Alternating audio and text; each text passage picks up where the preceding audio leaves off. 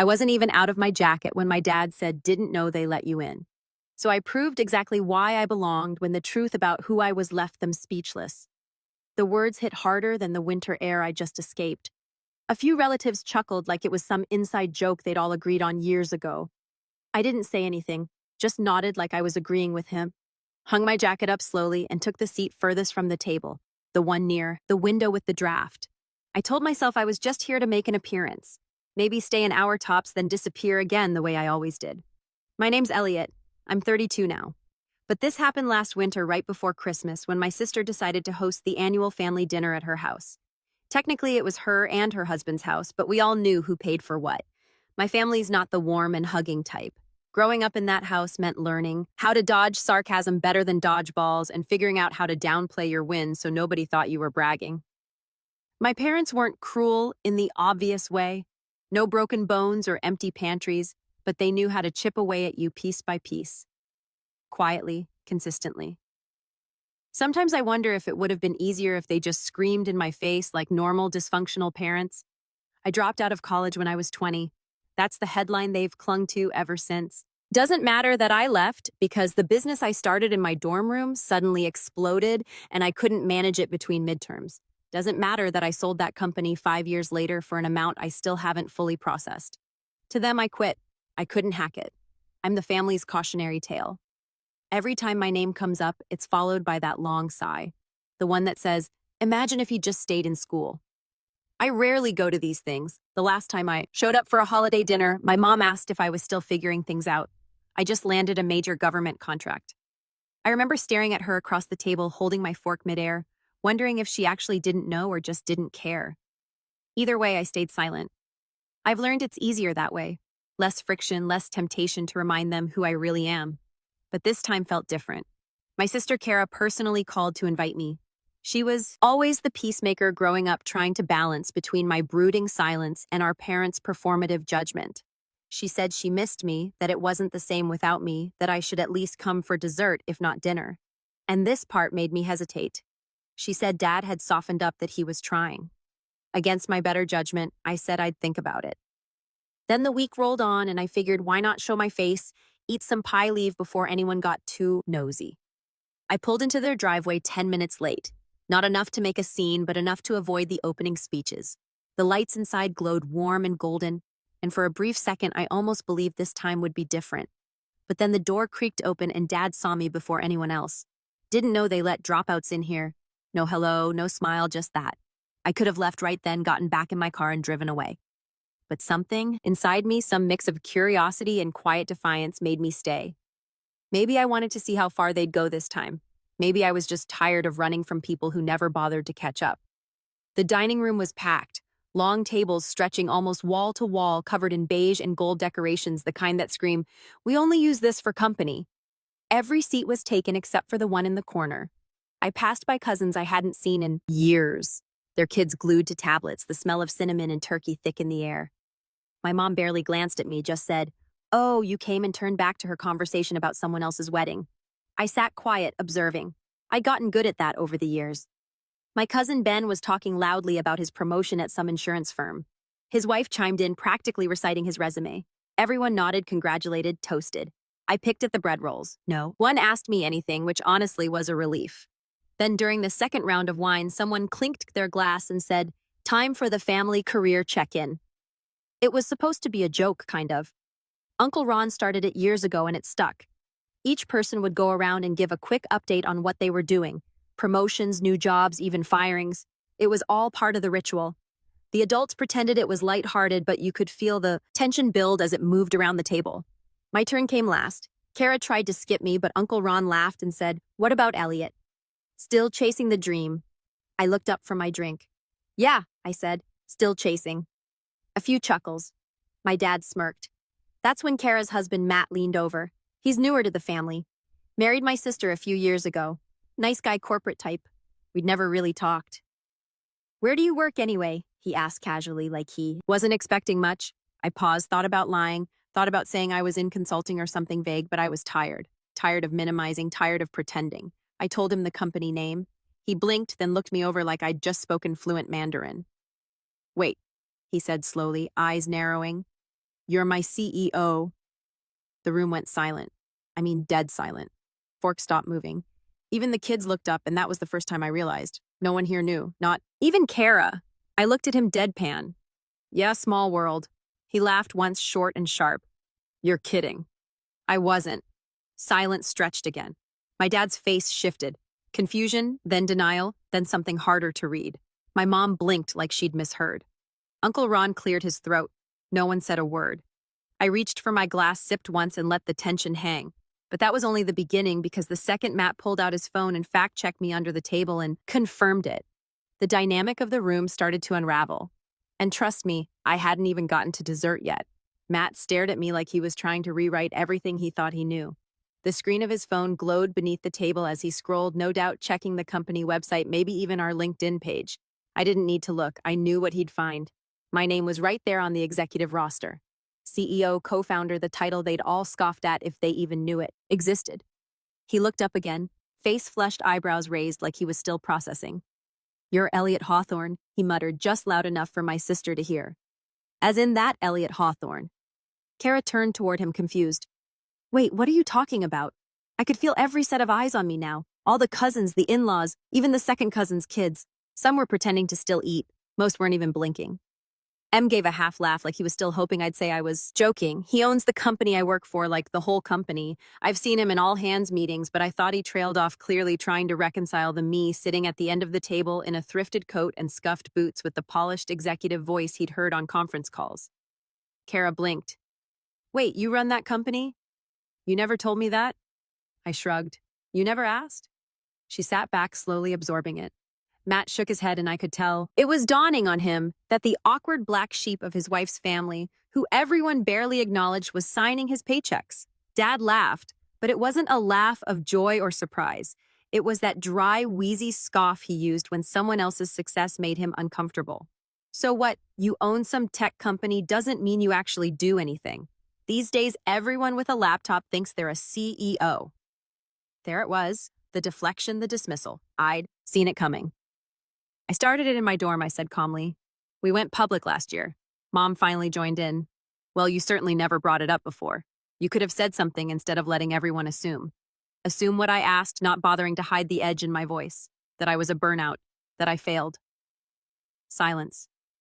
I didn't correct anyone because none of you ever asked. You decided who I was years ago, and anything that didn't fit that version just didn't exist. I hadn't planned to say that, but once it started coming out, I couldn't stop. Dad said, his fork down, his tone sharpening. Don't get dramatic. If we treated you different, it's because you were different. You quit school. You stopped calling. You didn't want to be part of the family. No, I said, voice steady. I just got tired of being treated like a joke, like my path didn't count because it wasn't the one you chose. The energy in the room shifted. Kara looked down at her lap, visibly uncomfortable. A few aunts exchanged glances.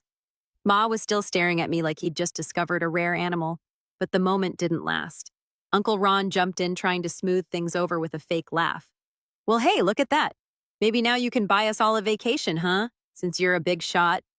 A few people chuckled, relieved to break the tension, but it made something tighten in my chest because that's always how it went. The second things got real, they turned it into a joke. Redirect, deflect, move on. Except this time I didn't want to move on. I could, I said, but I won't. That got their attention. I'm not here to impress anyone. I came because Kara asked me to. But if all you're going to do is pretend this isn't a pattern, I'll save you the trouble next year. Dad scoffed again. There he goes, always so sensitive. And that's when it happened. The breaking point. Matt, still holding his phone, cleared his throat. Actually, I've got something to say. Everyone turned to him. I've been working under Elliot's company for 3 years. He built it from the ground up. We had layoffs during the pandemic, and he personally made sure no one on my team lost their job. I didn't even know who he was at the time, but now that I do, I think this is the first time I've seen someone hide their success because of how their family would react. He turned to Kara. Babe, how did you not know? Kara looked like she was about to cry. He never talks about work. I thought he just did freelance stuff. That stung more than I expected. I didn't talk about it, I said quietly, because I didn't want to be accused of bragging again. Dad snorted. You think we're the problem? You've always thought you were better than us. No, I said I hoped you'd be proud of me, but eventually I realized that wasn't going to happen. I stood up. Not dramatically, just enough to signal I was done being cornered at the kids' table while the adults played pretend. I've worked hard, I said. Really hard, but it's never been enough for this family. I could cure cancer, and you'd still say I should have gone back to college. Mom opened her mouth to respond, but I held up a hand. I'm not doing this anymore. I'm not shrinking myself so you can feel comfortable.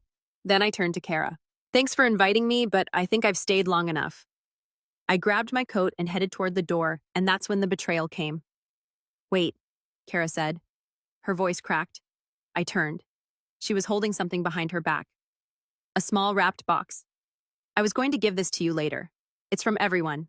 She handed it to me. I opened it. It was a book. A self-help book.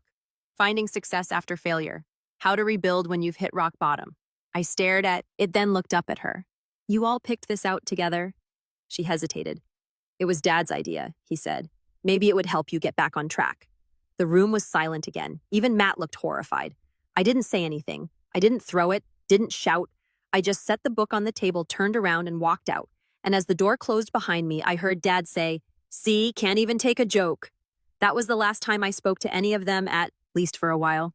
But what they didn't know, what none of them realized, is that their words that night, the way they laughed, the gift that was the moment something in me finally snapped because I wasn't the dropout anymore.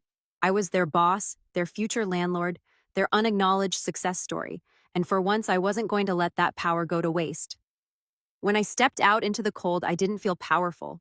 I didn't feel smug or victorious or any of the things you'd imagine after dropping a truth bomb like that. I just felt hollow.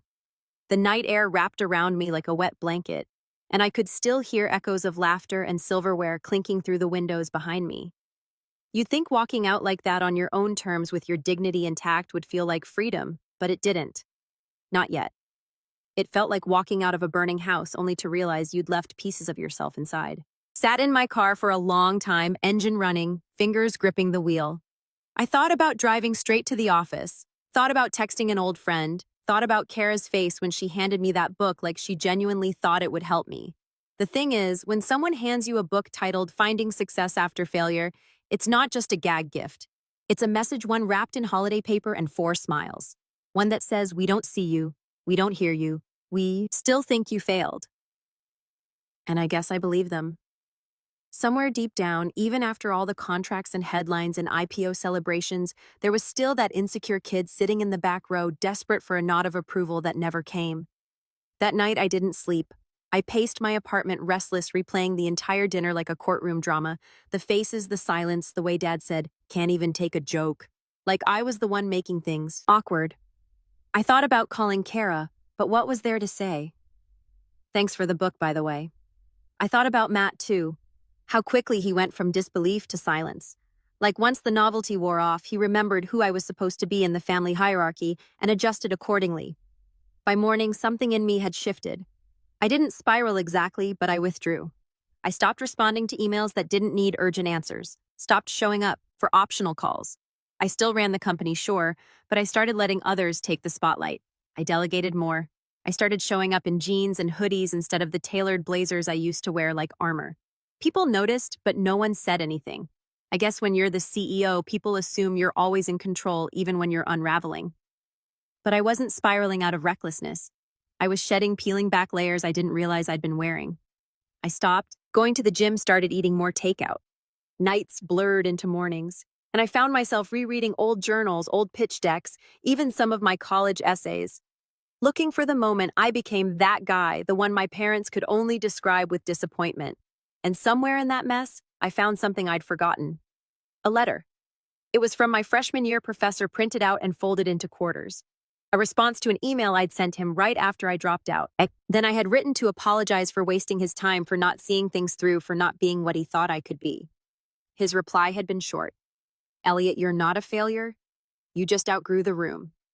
It's scary, but that's not the same thing as quitting. Keep building. The rest will catch up eventually." I must have read that letter 5 times in a row. And on the 6th read, something inside me clicked. I hadn't failed. I'd evolved. My parents didn't want evolution. They wanted obedience, predictability, a version of success that looked like a framed degree, a cubicle, a mortgage by 30. They didn't know how to process someone who skipped all that and still came out ahead. I spent the next few weeks doing something I hadn't done in a long time. I unplugged not from the company. I still took key meetings and checked in with the execs. But from the noise, the expectations, the pressure to prove anything to anyone. I walked more, explored bookstores I'd always passed by but never entered. Started journaling again, not in some performative self-care way, but honestly, messily. I even bought an old typewriter from a thrift store and banged out pages just for the sound of it. And slowly, the fog started to lift. I began mentoring a few young entrepreneurs in my spare time. Kids who reminded me of me, smart, scrappy, and totally unsupported by the people closest to them. I didn't do it for clout or ego. I did it because I wanted someone else to hear, "You're not broken, you just don't fit the mold, and that's okay." One of them, a 19-year-old named Jordan, had built a mobile app that was clunky and barely functional, but had heart-real vision. I helped him polish the pitch, connected him with a few angel investors, and before I knew it, he'd raised his first round. Watching him succeed felt better than anything I'd done in months. That's when I realized something else. I wasn't just rebuilding my self-worth. I was redefining what success meant to me. It wasn't just headlines and revenue. It was legacy. It was being the person I needed when I was younger. It was building something that outlasted me. Not just a company, but a belief system. A model that didn't demand you conform to be worthy. Meanwhile, the family stayed silent. No calls, no texts. Kara sent one hope. "Your well" message in mid-January, but I didn't respond. Not because I was angry, but because I was tired. Tired of being the only one doing the emotional labor. Then one day in February, something unexpected happened. I got a message from HR. Apparently, Matt had requested a transfer. Something about a conflict of interest and uncomfortable family dynamics. I didn't stop it. I didn't even respond. I let it pass through me like wind through a cracked window. But the timing was interesting because just 2 days after that, I got a certified letter in the mail. It was from my parents. More accurately, it was from their lawyer. They were selling their house, and they were offering me the first opportunity to buy it at a generous family rate before they listed it on the market. I laughed loud, not because it was funny, but because it was so them. After all these years, after writing me off, belittling my every achievement, and handing me a self-help book over holiday dinner, their first real contact was a real estate offer. I didn't respond right away. I wanted to think not just about the house, but about what I wanted now. What felt like revenge 6 weeks ago didn't feel like that anymore. I wasn't interested in proving a point for the sake of pride, but I was interested in taking control of the narrative. I stared at that letter for a long time. Then I set it down, opened my laptop, and began drafting a different kind of response. Because the thing about rock bottom, it's not always a place of despair. Sometimes it's the foundation, the one you rebuild on stronger, sharper, and more unshakably you than ever before. And that letter, that was the blueprint for what came next. But they had no idea what was coming. I didn't reply to the letter, not at first. I folded it up and slid it into a drawer next to the rejection letters from colleges. I never went to the old bank statement from the month I hit 7 figures and a faded photo of me at 16 standing stiffly in a wrinkled button-down at my sister's high school graduation while my dad beamed behind her like she just solved world hunger. I stared at that drawer for a while. I wasn't angry, not anymore. Anger had burned off weeks ago. What was left now was something cooler, more focused, precise. I'd learned a long time ago that revenge wasn't about shouting the loudest or slamming the most doors. It was about control, about showing people quietly, methodically, that the world didn't orbit around their approval. That house offer, it wasn't a peace offering. It was bait. My parents weren't sentimental. If they were, they would have called, would have asked me how I'd been since the dinner, maybe apologized or at least pretended to. But this wasn't about reconnecting. It was about convenience and desperation. I did some digging. One of the perks of owning a company that specializes in financial software integration is access. Not illegal access, mind you, but connections, data, public records, real estate filings, trends. A few calls later, I had the full picture. Turns out my parents were broke, not flatline bankrupt, but close. Their retirement fund had taken a hit during the last market dip, and Dad, Mr. I worked hard. For everything I have had, apparently refinanced the house to fund some investment opportunity 2 years ago. Some nonsense crypto startup run by a guy named Lance with frosted tips and a Shopify hoodie. It tanked. Now they were trying to sell the house before the bank started knocking. And their pitch to me as the first family buyer was more about skipping realtor fees than mending fences. It all clicked into place. The self-help book, the silence, the sudden need to reconnect via certified mail. They didn't want a relationship. They wanted a bailout. And that's when I knew I wasn't just going to reject their offer. I was going to flip the entire dynamic on its head. I sat down that night and made a list. Not a petty list, not some burn-it-all revenge fantasy. This wasn't about rubbing anything in, it was about resetting the table. For once in my life, I was going to be the one pulling the strings. Step 1. Buy the house, but not from them. I contacted the bank directly, not through a third party, through someone I'd met years ago at a fintech conference in Austin, a mid-level account manager who'd since been promoted to VP of lending. After a quick conversation, I learned the foreclosure was closer than my parents had let on. They were hoping to sell before the official notice hit, probably to avoid embarrassment. But I had a better idea. I made an offer to the bank. Quiet all cash through a shell company I'd already set up years ago for property investments. Technically, it was an anonymous entity. No ties to the Hawthorne name. The bank was thrilled. I got the property for 20% below market value. No drama, no back and forth, just business. Step 2 set the stage. I didn't evict them, not yet. That would have been obvious. Too fast. I needed them to feel safe, settled, believing they'd dodged a bullet and maybe even come out ahead. So I waited, watched, paid the utilities, quietly made sure the mail kept coming. From the outside, nothing changed. But behind the scenes, I was preparing. I hired a property manager, someone new to my circle, not connected to the company, who could play the role of representative for the new landlord. I gave her clear instructions. No rush on anything. Let the tenants enjoy their remaining lease. Just make sure they knew the house had been sold and would eventually be repurposed. When the letter came from the manager a month later, Mom called Kara in a panic. Kara texted me. Kara, did you buy the house? I ignored it. She sent another one the next day. Kara, they think you did. You didn't write. I still didn't reply. Not because I was being cruel, but because I wanted them to sit with the uncertainty, to feel what I'd felt for years. Ignored, dismissed, out of the loop. It wasn't about cruelty. It was about balance. Step 3, gather my allies. Matt quit his job. He didn't say why, didn't have to. HR flagged it for me and I let it happen. But I did keep an eye on his next steps. Turns out he landed at a competitor. Small firm, underfunded, barely profitable. A few of their clients overlapped with ours. I made some calls, not to sabotage him. I'm not that petty, but I wanted to understand the playing field. What I learned was interesting. Matt had pitched himself as an executive, strategist at his new company, claiming years of experience managing high-yield contracts, which wasn't technically a lie, but also wasn't entirely true. He'd used my company's name on his resume like it was a stepping stone he'd outgrown. No mention of the fact that he'd worked 2 rungs below the department head and had never once been in a room with me. That gave me leverage. I didn't use it, not right away. I filed it away because Matt was just another symptom. The real target was the culture that created him. The family machine that churned out expectations and double standards like clockwork. Step 4, build the new image. I started showing up again to conferences, investor events, speaking panels. But this time, I didn't lead with tech. I led with values. I told stories about growing up in a family that measured success by degrees and job titles. About feeling like a failure even as my company grew, about what it meant to reclaim your narrative. Stories resonated. People leaned in. One panel at South by Southwest led to a podcast interview that led to a magazine feature. Suddenly, I wasn't just a tech guy. I was a story, a voice for the unconventional path, the dropout who didn't just win but redefined winning. I knew the family saw it. I saw the breadcrumb trail. Kara's old college friend following me on Instagram, a cousin liking a photo from a keynote I gave. Even Dad's LinkedIn account showed up in my Who's Viewed Your Profile tab. He never connected. Of course, that would be admitting interest, but the message was clear. They were watching. Good. Let them. Step 5, the re-invite. By late March, I got another text from Kara.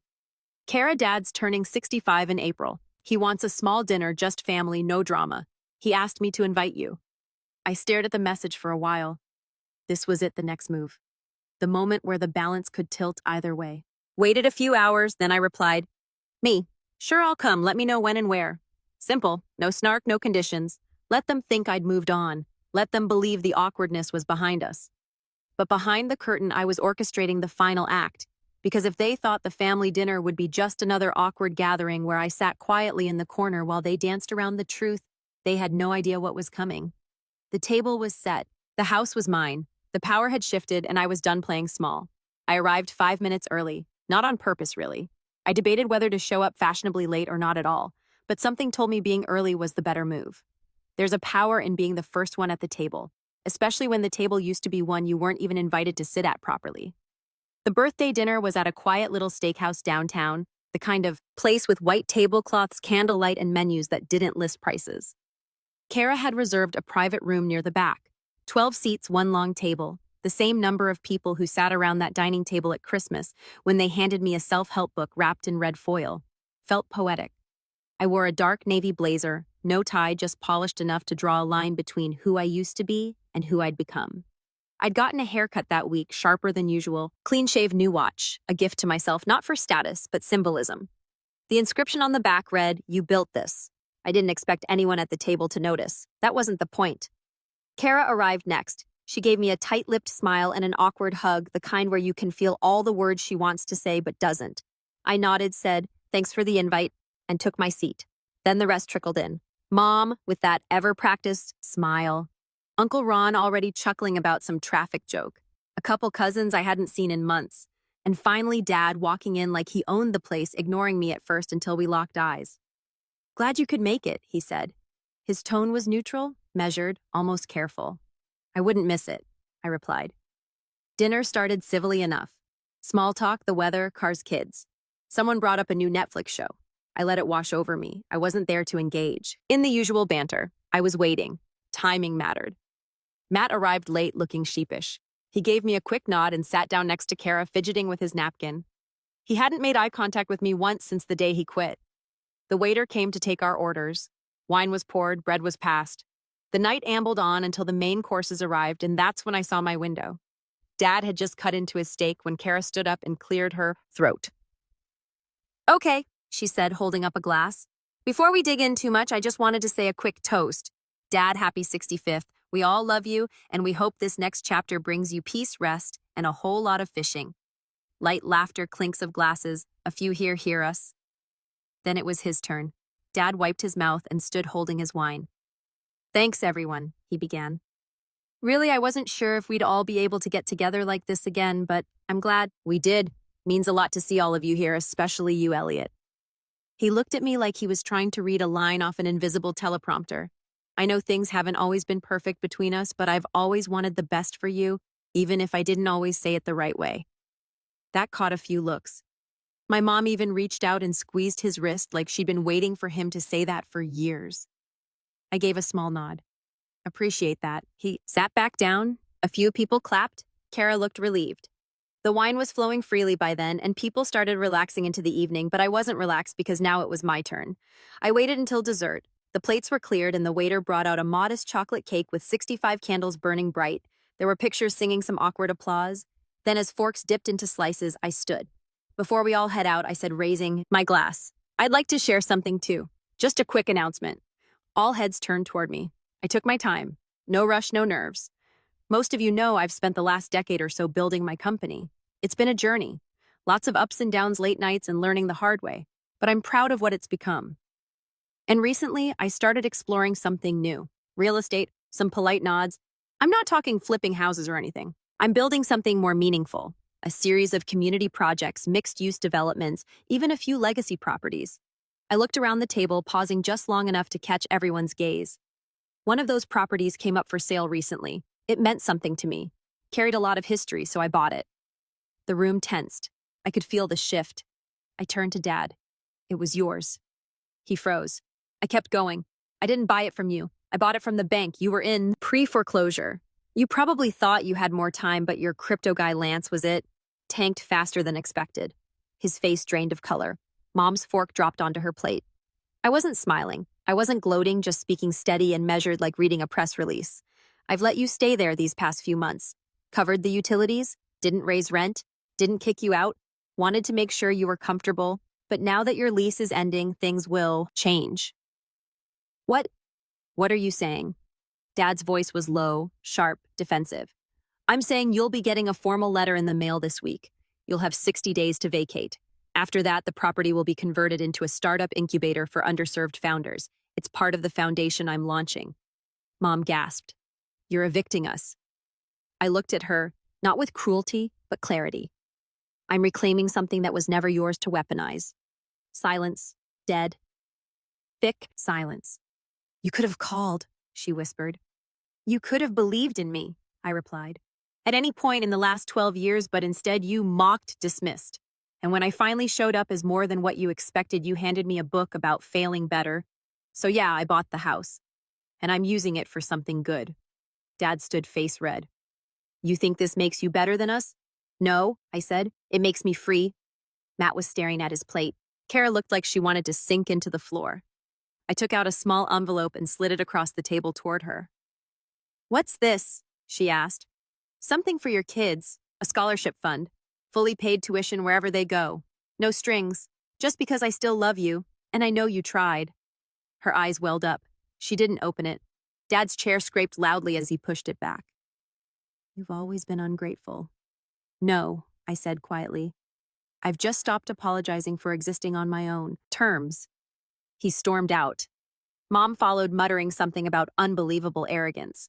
A few others stayed stunned. Ron looked like he'd just watched a Shakespearean tragedy unfold in real time. I sat back down and picked up my wine. Kara looked at me. Really looked at me. I didn't know it was that bad, she whispered. I nodded. That's because I stopped telling you when it started hurting. She said nothing for a long time, just stared at the envelope. Then finally she leaned in and whispered, thank you. I nodded again. By the time the check came, half the table had already cleared out. Only Kara and Matt remained. Matt still hadn't spoken, not once. As I stood to leave, I placed a second envelope in front of him. He looked up. What's this? A choice, I said. Your new employer is about to be audited. They're not ready. You can stay, or you can jump ship and join a competitor I'm quietly funding. Higher salary, better fit, no family drama. It's your call. He opened his mouth, closed it, nodded. I didn't wait for a thank you. Didn't need one. I walked out into the night, the air crisp and clean, the sky stretched wide above me. There was no fanfare, no applause, just peace. And for the first time in years, I wasn't chasing anything. I was walking towards something entirely my own. I wasn't the dropout anymore. I was the legacy.